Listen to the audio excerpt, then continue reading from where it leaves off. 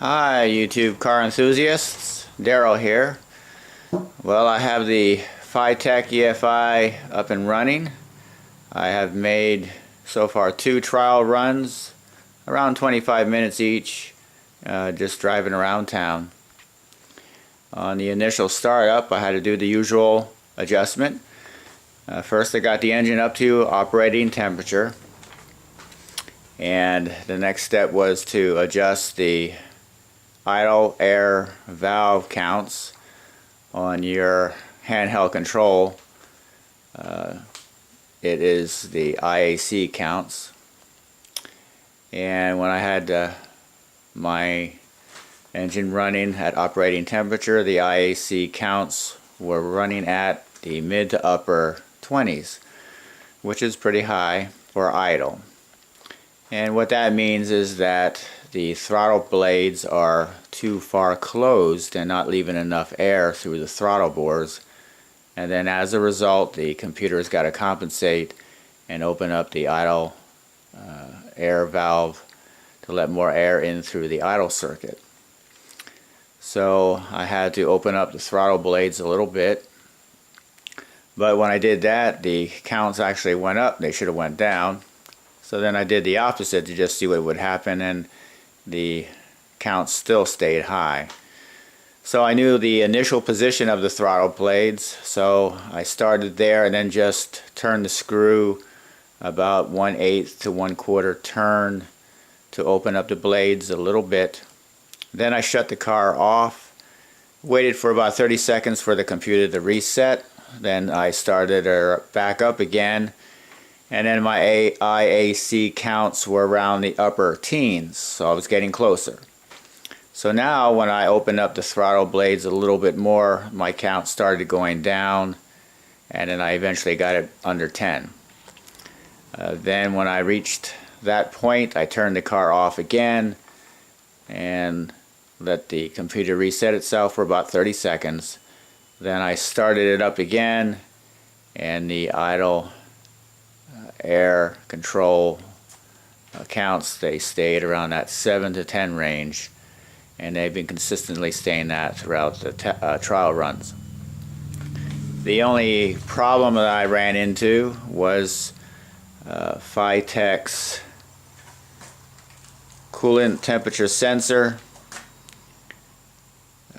Many on YouTube have had problems with this sensor not working right, and unfortunately I am also one of those. It was running about 20 to 50 degrees cooler than my temperature gauge in the car. So I had a AC Delco sensor laying around, so I just swapped that out, and then during my second test run the temperature on the handheld controller was pretty close to what my temperature gauge was reading. So that solved that problem. The command center is working pretty good. After each of the 2 trial runs, I checked and see if I had any kind of fuel boiling over problems, as some have had with this, and I am here to report that I have not had any kind of fuel boil over problems. I removed the vent line there, you see, on both instances, and I've had no fuel coming out. So the command center is working as advertised. It does run a little hot. When I tested the temperature of it, it was running around 100 to 110 degrees.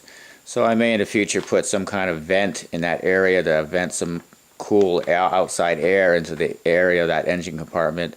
See if that helps to run that area a little cooler, and hopefully maybe that'll preserve the fuel pump longer.